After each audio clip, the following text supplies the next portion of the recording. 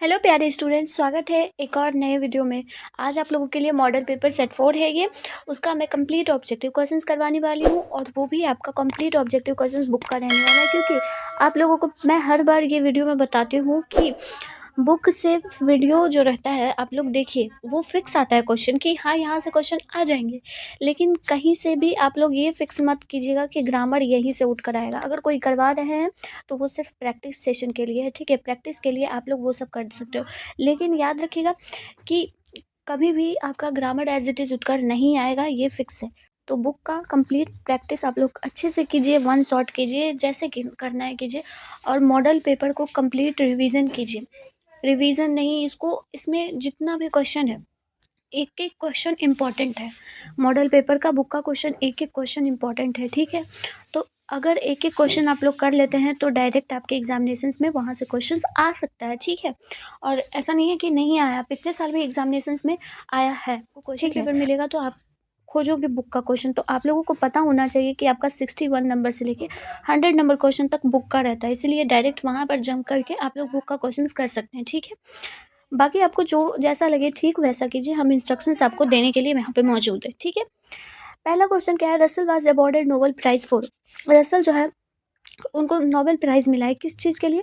तो लिटरेचर के लिए उनको नोबेल प्राइज़ मिला है। ऑप्शन बी करेक्ट होगा। Sebi lived in a harbour town. देखिए, ये इतना ज़्यादा प्रैक्टिस आप लोगों को करवाई क्योंकि मुझे खुद याद हो गया ये सब क्वेश्चन। तो सेबी जो है वो कहाँ रहा करता था? तो वो हार्बर टाउन में रहा करता था। ऑप्शन डी करेक्ट हो जाएगा, ठीक है। A big circulation spells bankruptcy if the paper has to depend on. बहुत ही ज़्यादा पेपर का जो दिवालिया हो जाता है, दिवालिया हो जाएगा अगर पेपर जो है वो सिर्फ किस चीज़ पर डिपेंड होगा?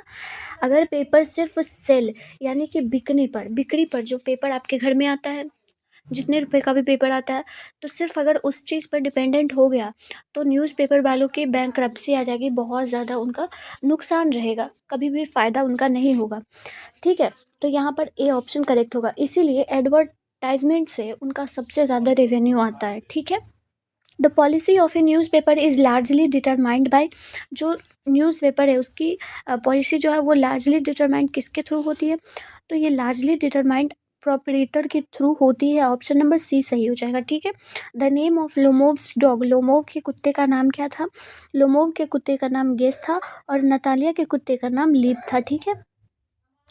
नतालिया के कुत्ते का नाम लीप था और लोमोव के कुत्ते का नाम गेस था, ठीक है। यहाँ पर आप समझ सकते हो लोमोव, ठीक है। अब देखो आगे क्वेश्चन है, the peasant use the land for. Peasants जो थे वो लैंड को यूज कर रहे थे कितने वर्ष के लिए? तो 40 ईयर्स के लिए, ठीक है। 40 ईयर्स के लिए ओनली, ठीक है। तो यहाँ पर आपका ऑप्शन नंबर सी करेक्ट हो जाएगा। Who has compose the poem song of my self. Song of my self के राइटर कौन है? तो वॉल्ट विटमैन है। ऑप्शन नंबर ए करेक्ट होगा। आप लोगों को स्क्रीन पर सारा ही राइटर्स का नाम मिल रहा होगा, दिख रहा होगा, उनका date of birth, date of died और डेट ऑफ प्लेस, जो भी उनका बर्थ प्लेस है वो सब कुछ आपको यहाँ पर मिल रहा होगा, दिख रहा है स्क्रीन पे। उसको आप लोग अच्छे से संभाल के रखिए, स्क्रीनशॉट लीजिए या तो फिर आप लोग कॉपी में से नोट डाउन कर लीजिए वीडियो को पॉज करके, ठीक है। वॉल्ट विटमैन जो थे वो कहाँ के पोएट थे? तो वॉल्ट विटमैन जो थे वो एक अमेरिकन पोएट थे, ठीक है, American poet. Option number B correct होगा। और to autumn is ode to autumn ये क्वेश्चन में ही छुपा हुआ है इसका आंसर। और टू ऑटम एक और था, ऑप्शन सी करेक्ट होगा। In ode to autumn Keats deals with in detail. Ode to autumn में किड्स ने किस मौसम के बारे में इन डिटेल में जिक्र किया है?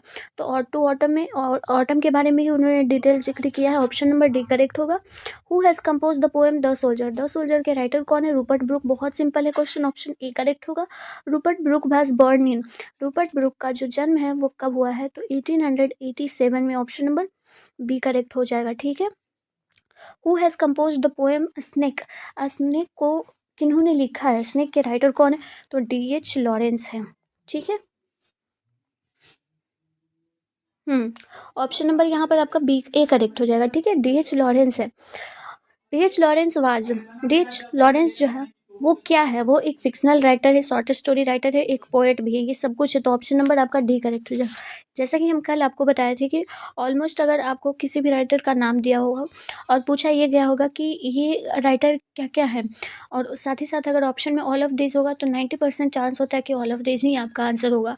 लेकिन आप जितना ज़्यादा क्वेश्चंस की प्रैक्टिस करोगे तो उतना आपको पता हो जाएगा कि हाँ ये जो है नहीं, ये सारे कुछ हैं, ठीक है।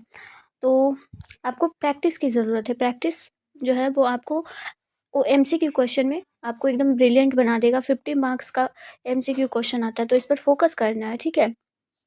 कमला दास वाज बॉर्न इन, कमला दास का जन्म कब हुआ है? तो 1934 को हुआ है। ऑप्शन नंबर बी करेक्ट हो जाएगा, ठीक है। Dash is a window to the world, कौन जो है वो इस पूरी दुनिया का खिड़की है, सबसे बड़ा खिड़की? तो इंग्लिश जो है वो सबसे बड़ा खिड़की है इस दुनिया का, क्योंकि अगर किसी को इंग्लिश आता है तो वो दुनिया में कहीं पे भी घूम सकता है, ठीक है। क्योंकि इंग्लिश जो है वो एक कॉमन लैंग्वेज है फॉर एवरी कंट्री, ठीक है। इंग्लिश एक कॉमन लैंग्वेज है जो कि हर एक इंसान को ज़रूरी है इसे सीखना। और आप कहीं पे भी डील कर सकते हो, बिजनेस कर सकते हो, किसी भी चीज़ में, किसी भी मैटर में। तो इंग्लिश जो है वो बहुत ही इंपॉर्टेंट है। दो चीज़ें आपको ज़रूर आना चाहिए, एक तो इंग्लिश, दूसरा कंप्यूटर। उसके बाद तो फिर आपकी नैया पार है। 77 क्या है? What has enriched the vocabulary of English, English में क्या जो कौन सी जो मतलब कि वोकेबलरी जो है, वोकेबलरी में क्या बहुत ज़्यादा है? तो वोकेबलरी में बोरोइंग बहुत ज़्यादा है, क्योंकि अब इंग्लिश जो था वो बहुत सारी लैंग्वेजेस से मिलकर बना हुआ है, ठीक है। तो जब आप ओल्ड इंग्लिश देखेंगे तो आपको लगेगा कि ये तो फिगर के रूप में, सिंबॉलिक के रूप में इंग्लिश पढ़ना, तो वो पढ़ना डिफ़िकल्ट हुआ हुआ करता था। लेकिन इंग्लिश में आप बहुत जगह की फ्रेंच इंग्लिश हो गई, अमेरिकन इंग्लिश हो गई, ब्रिटेन इंग्लिश हो गई, तो ये सबसे वर्ड्स को कलेक्ट किया गया है, तब जाकर ये आज के जनरेशन में जो हम लोग इंग्लिश पढ़ते हैं वो मेन इंग्लिश बना है, क्योंकि बहुत सारी लैंग्वेज से मिलकर बना है, ठीक है। 78 नंबर क्वेश्चन है, Manohar Malgonkar story is full of wit and, देखिए मनोहर मालगुंकर की जो स्टोरी है वो बहुत ज़्यादा अफवाहों पर उड़ी हुई है, ठीक है। ऑप्शन नंबर ए यहाँ पर करेक्ट हो जाएगा। यहाँ पर विट का मतलब क्या होता है ये बताइए? विट का मतलब होता है बुद्धि, यानी कि मनोहर मालगुंकर ने अपनी बुद्धि से बहुत सारे इस चैप्टर में काम किए हैं, ठीक है। जैसे कि वो किस तरह से मिनिस्टर से मिल लिया करते थे अपनी चालाकी से, ठीक है। तो अगला है 79 number question, who will make quicker journey than the sun, कौन जो है वो सूर्य से भी जल्दी वापस लौट कर आएगा अपनी जर्नी को कंप्लीट करके? तो जॉन डन है वो, कौन है? जॉन डन है। ऑप्शन नंबर ए करेक्ट हो जाएगा। For order poetry was a, ये बहुत ही इंपॉर्टेंट क्वेश्चन भाई, ये मेरे एग्जामिनेशंस में आया था और मुझे ये -1 मार्क्स देकर गया था, ठीक। 80 नंबर क्वेश्चन में आंसर होगा सीरियस गेम, ठीक है। मैंने अपने एग्जाम में इंटरेस्टिंग गेम लगा दिया था, तो वो गलती हो गया था, घर आकर देखे तो ये तो सीरियस गेम होगा। तो ऑर्डन के लिए पोएट्री जो है वो एक सीरियस गेम है, याद रखिएगा, ठीक है। ऑप्शन सी करेक्ट होगा। Goldsmith and Sheridan made contribution to the, Goldsmith और शेरिडन किस तरह के राइटर है ये पूछा गया है यहाँ पे। तो वो एक नॉवल है, नॉवल राइटर है, ठीक है। ऑप्शन नंबर ए करेक्ट हो जाएगा, ठीक है। ओल Sonika is a dash poet, ओल सोनिका जो है वो कहाँ की पोएट है? तो ये एक निगेरियन पोएट है। ऑप्शन नंबर ए करेक्ट होगा। ये स्टोरी ऑफ इंग्लिश से क्वेश्चन है। When we speak of freedom of the press we usually mean freedom in a sense of, किस तरह के सेंस में हम लोग चाहते हैं कि हमारा जो मीडिया है वो फ्री हो जाए एकदम, किस तरह से टेक्निकली सेंस में हम लोग चाहते हैं कि मीडिया जो है वो फ्री रहे, ठीक है। The food in Indian village was served on dash leaves, banana leaves पे ही इंडियन विलेजेस में सर्व किया गया था पर्लेस वर्क को, ठीक है। ऑप्शन नंबर ए करेक्ट हो जाएगा, ठीक। अब देखो एक बात, ये जो है 83 नंबर क्वेश्चन, बहुत सारे स्टूडेंट कहेंगे कि ये क्वेश्चन तो पिछले मॉडल पेपर में भी कराया है, इस मॉडल पेपर में भी है। तो मॉडल पेपर में वैसे क्वेश्चन रहते हैं ना जो आपके एग्जामिनेशंस में आते हैं, ठीक है। वो हर बार रिपीटेड क्वेश्चन होता है। तो ये सब क्वेश्चन जो है वो आपके लिए एक एक क्वेश्चन इंपॉर्टेंट है। आपके पास बुक नहीं है, आप यहाँ से रिवाइज कंप्लीट कर सकते हो, नहीं तो बुक आप लेकर खरीद कर पढ़ सकते हो। लेकिन कहते हैं ना कि अगर कोई समझा कर उसे पढ़ा रहा है तो वो चीज़ें ज़्यादा दिमाग में रहता है ज़्यादा टाइम तक, ठीक है। एक तो बोलना और एक लिखना, ये दोनों चीज़ जो है वो आपको बेहतर बना सकता है, ठीक है। आपको बोलने की लैंग्वेज और लिखने का तरीका, ये आपके मार्क्स को बहुत इम्प्रूव कर सकता है, ठीक है। Who is dumb in now the leaves are falling fast, कौन जो है वो now the leaves are falling fast में गूंगी हो चुकी है, डम्ब हो चुकी है? तो नाइट एंजल्स, जो भी नाइट एंजल्स है वो डम्ब हो चुकी है, गूंगी हो चुकी है। 86 है, the Gujarati equivalent for civilization means, Gujarati equivalent का मतलब क्या होता है सिविलाइजेशन में? तो गुड कंडक्ट होता है, यानी कि अच्छी वस्तुएं होती हैं, ठीक है। Macavity the mystery cat has been taken from, Macavity the mystery cat जो है वो कहाँ से ली गई है, किस बुक से ली गई है? इंपॉर्टेंट क्वेश्चन है। तो ये old possums book of practical cat से ली गई है, ठीक है। ऑप्शन नंबर यहाँ पर आपका बी करेक्ट हो जाएगा। ओके, अगला क्वेश्चन है 88 है, I celebrate myself and sing myself is from, I celebrate a song of myself से लिया गया, ऑप्शन नंबर सी करेक्ट हो जाएगा। Her sight and sounds dream happy as her day is taken from, ये line कहाँ से ली गई है? तो ये लाइन द सोल्जर से लिया गया। जो लाइन्स है उस लाइन को याद रखिएगा कि कौन कौन सा लाइन इंपॉर्टेंट है, वही लाइन जो है वो आपके एग्जामिनेशंस में काम आएगा जब पूछा जाएगा तो क्वेश्चन, ठीक है। The poet in a snake picked up a dash log, poet जो है वो किस लॉग से, लकड़ी के कट्टे से मारते हैं स्नेक को, तो क्लमसी लॉग से, ठीक है। ऑप्शन नंबर यहाँ पर बी करेक्ट हो जाएगा, क्लमसी लॉग।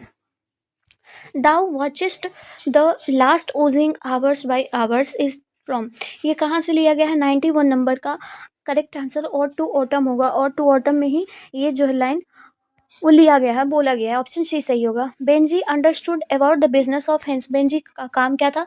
मुर्गियों के बीच में घुसे रहना, ठीक है। ऑप्शन नंबर बी करेक्ट हो जाएगा।